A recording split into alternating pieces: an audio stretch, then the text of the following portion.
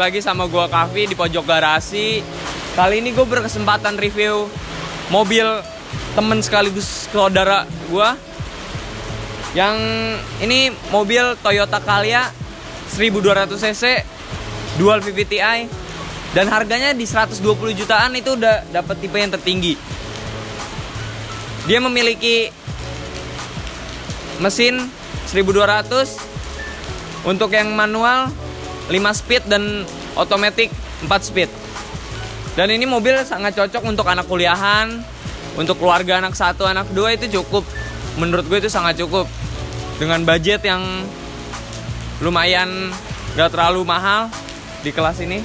Oke, gitu aja, maaf. Kali ini gue lagi hujan syutingnya, jadi kalau ada rada berisik maaf ya. Ini adalah Toyota Calya tahun 2017, tipe tertinggi di Toyota Calya. Dan dia memiliki bumper di sini yang cukup manis menurut gue di LCGC itu. Dan ada aksen-aksen chrome di bawah sini. Di setiap fog lamp ada aksen chrome, dan di sini di brake room juga. Gue cukup suka sama mobil ini. Dengan di harga mulai 120 jutaan dan bisa ke bawah, dan mungkin harganya sekarang udah turun yang bekasnya. Lalu dia lampu masih bohlam biasa, belum LED atau apa. Calya 2017 ini memiliki mesin 1300 cc 4 silinder VVTi. Dia sudah dual VVTi deh, yang jadi jauh lebih irit, tapi ditarikan bawahnya tuh lemot banget menurut gua. Dengan keiritannya ini bisa menempuh 1:20. 1:20 itu cukup irit, dan dia sudah ABS.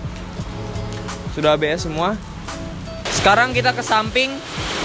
Di sini di spion dia udah memiliki lampu dan talang air di sini.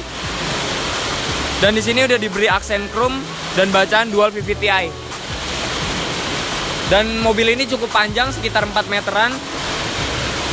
Tangki bensin di sebelah kiri, dan di sini aksen chrome kembali. Dan talang air sudah didapat di tipe tertinggi. Sekarang kita ke belakang. Di belakang kita menemukan langsung aksen chrome di sini dan wiper belakang. Dan di tipe tertinggi ini sudah memiliki hiasan-hiasan lampu gitu yang menurut gua nggak nyala dan nggak penting juga. Di sini ada lampu yang seperti Mika biasa, dapat parking sensor di sini 2 dan kamera mundur. Dan di sini udah ada body kit. Dan menurut gua ini sih LCGC yang lumayan murah dan bagus lah. Di sini udah ada air wiper juga. Sekarang kita bahas bagian samping. Di ban, dia ban memakai Campero Eco dengan ukuran ban 175/65 ring 14. Dan ya bannya cukup kecil banget menurut gue di ring 14 ini tuh. Dan dia rem masih cakram, dan belakang tromol. Dia suspensi sudah menggunakan perkeong, depan belakang sama, dan sudah dilengkapi ABS. Mobil ini memiliki dimensi 4100, panjang 1600, dan lebarnya 1600. Dan ground clearance-nya cukup tinggi, tapi kalau diisi full, ban belakangnya tuh ambles, semuanya ambles parah kalau diisi penuh. Sekarang kita bahas interior. Di interior, di sini udah memiliki aksen chrome, dan ini ada plastik-plastik gitu. Dan di sini ada 2 cup holder, dan di sini ada ruang penyimpanan. Di sini ada pegangan. Dia udah keempatnya udah menggunakan power window semua. Untuk yang sebagian supir auto yang turun doang. Di sini udah dikasih speaker. Di bagian jok, di sini udah bisa reclining, maju mundur, turun naik, dan di sini maju mundur. Di sini ada pembuka bensin Dan kita lanjut ke bagian interior. Di interior kita udah mendapatkan pengatur spion di kanan kiri, tapi belum retract. Di sini ada lubang AC yang menurut gue cukup bagus. Ada aksen chrome di sini dan 2 warna di sini. Dan ini untuk tempat-tempat naruh uang recehan. Di sini udah ada lampu untuk lampu malam, lampu sore, dan sen di sini semua. Lalu kita bahas di setir. Setir udah airbag, itu gua makanya cukup berkesan dengan mobil ini, udah airbag, tapi belum bisa naik turun atau teleskopik. Di sini ada bukaan kap mesin, manual transmission. Di sini ada tempat penyimpanan lagi. Dan speedometernya ini cukup lucu menurut gua, kecil banget kayak Ayla. Ini makanya mobil bisa disebut abangnya Ayla lah. Di sini ada RPM, kecepatan, sama ada bensin di sini, average, dan jam. Dan di sini ada pencet-pencetan untuk odo, trip, range, eco on, sama pengaturan jam. Lalu kita bahas lagi ke AC. AC di tengah ada 2 di sini, yang untuk sebelah kiri dan sebelah kanan. Dan di sini udah penggantian head unit menjadi GEC.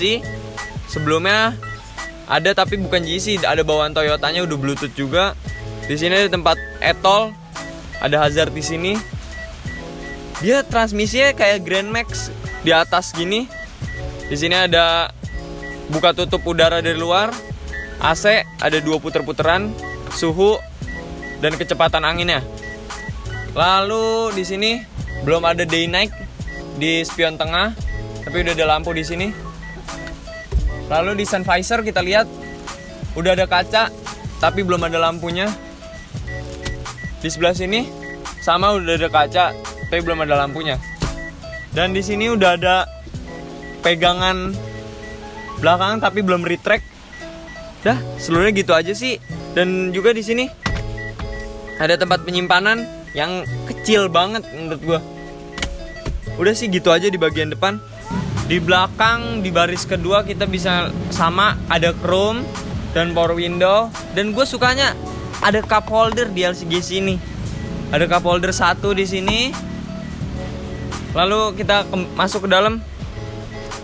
Nah, inilah yang paling aneh dari mobil ini, AC-nya. AC belakang yang jadi cuman nyedot dari depan buat ke belakang. Jadi ini tuh cuman buat angin. Ada 3 angin yang bikin masuk angin menurut gua kalau duduk di belakang tuh. Di sini juga udah ada pegangan tangan yang belum retract. Dan di sini ada USB volt 12 volt. Di sini cukup lega banget di belakang. Gua masih ada jarak segini. Di belakang lega, di sini ada lampu. Ada lampu. Dan ada seat belt juga di sini. Udah sih gitu aja, cukup lega lah untuk di belakang sekelas LCGC itu. Sekarang kita bahas bagian belakang. Wah, cukup kaget gue di belakang ini, sempit banget, pala gue mentok. Apalagi kalau ini ditutup. Ini ditutup. Wah, kaki gue mepet. Ini perjalanan deket aja gue nggak kuat deh. Parah ini di sini nggak ada legroom sama sekali. Pala mentok. Sempit banget pokoknya di sini. Tapi di sini ada 2 cup holder. 2 cup holder di sini, ada seat belt juga, ada cup holder juga di sini. Tapi cukup sempit, ini seperti Ayla yang dibesarkan lah. Tapi cocok untuk anak kecil di belakang sekelas umur 3 tahun dah bisa. Oke, pokoknya gitu aja. Sekian dari gua Pojok Garasi. Udah mereview kalian dan terima kasih untuk saudara gua yang udah meminjamkan mobilnya. Oke, terima kasih. See you.